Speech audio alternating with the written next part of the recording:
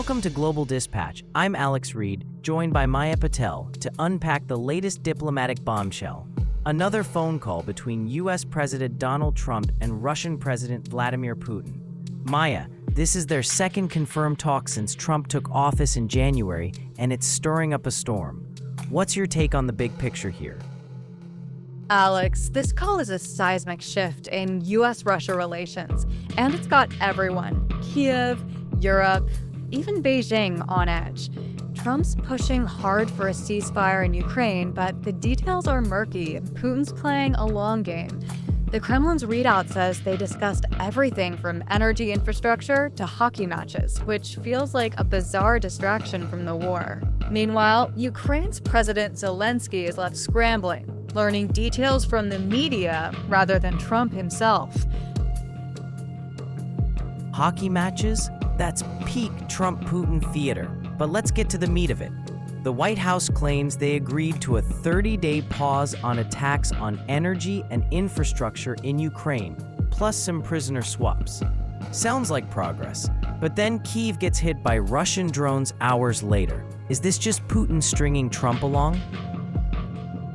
Exactly. Putin's giving just enough, halting energy strikes, agreeing to prisoner exchanges to keep Trump hopeful, but his red lines are brutal. No Western military aid or intelligence for Ukraine. That's a non-starter for Kiev and Europe. Matthew Shoemaker, a former U.S. intelligence officer, told Politico that Putin's using Cold War-era tactics, slow-walking talks to regroup militarily, while Trump's team dreams of enormous economic deals. It's classic Kremlin leverage. And Trump's eating it up. His social media post called the call very good and productive, promising a complete ceasefire soon. But the Kremlin's version is far less rosy, emphasizing conditions Ukraine can't accept. I'm wondering if Trump's naivety is showing. Or is he genuinely okay with sidelining Ukraine to cozy up to Moscow? It's not naivety, it's strategy. Trump's made ending the Ukraine war a top priority, but his approach, dealing directly with Putin while Zelensky's an afterthought, suggests he's willing to sacrifice Ukraine's sovereignty for a win. The White House readout even hailed improved bilateral relations and geopolitical stability. That's music to Putin's ears, who's been desperate to break Russia's isolation since the invasion. Let's talk about Zelenskyy. He's in a tough spot.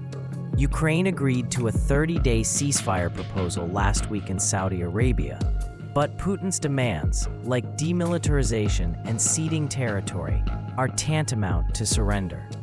Zelensky's posting on X urging sanctions and aid, but Trump's silence on Ukraine's role in these talks is deafening. Is Kiev being cut out entirely?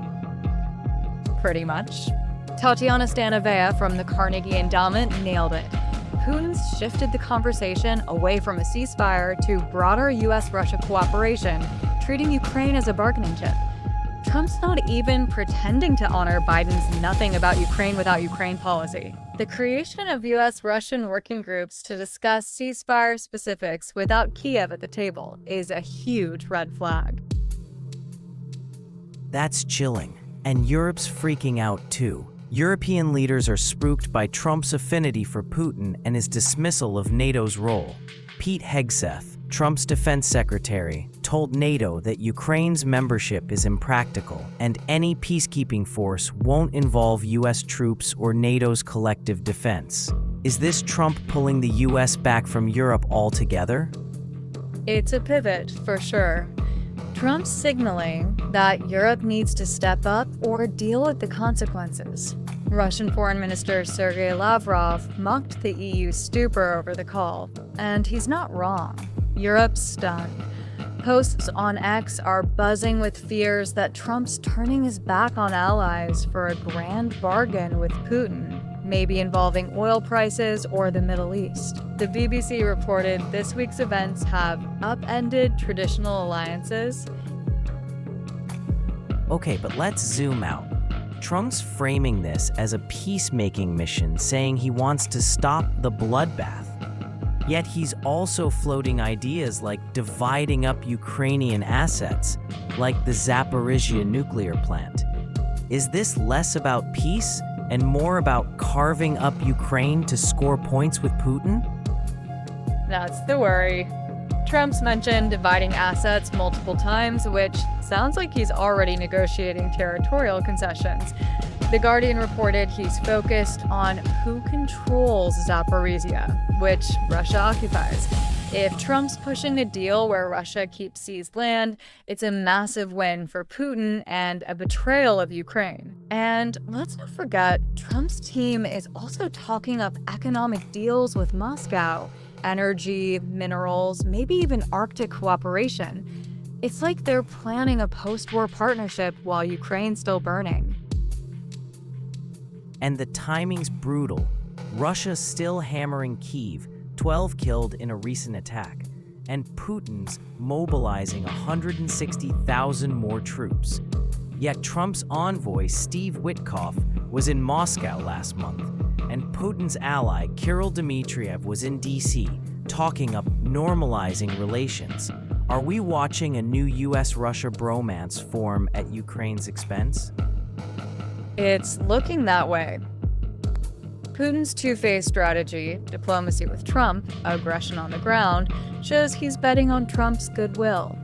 NBC News reported Trump's inner circle is now advising him to hold off on more Putin calls until Russia commits to a ceasefire, a sign even they're frustrated. But Putin's not budging. He announced a 3-day ceasefire for May 8th to 10th to mark WWII's anniversary, but that's symbolic, not substantive. All right, Maya, let's pivot. Trump's already had that call with Putin today, May 19th. Per his Truth Social post, and he's also spoken with Zelenskyy and NATO leaders. The White House is hyping it as a step toward a grand deal, but the details are thin.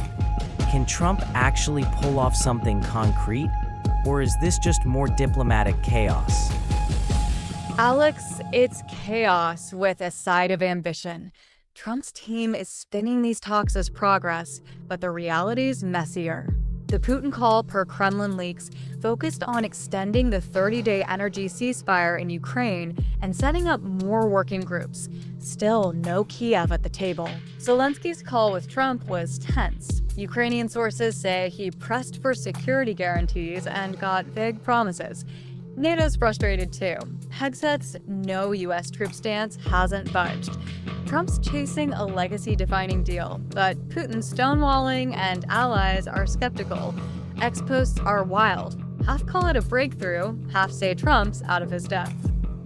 So, same old story? Trump swings big, but the follow-through's shaky. I'm skeptical. Trump's promising high-level talks and claiming they're very close to a deal, but Putin's track record shows he'll drag this out until he gets what he wants.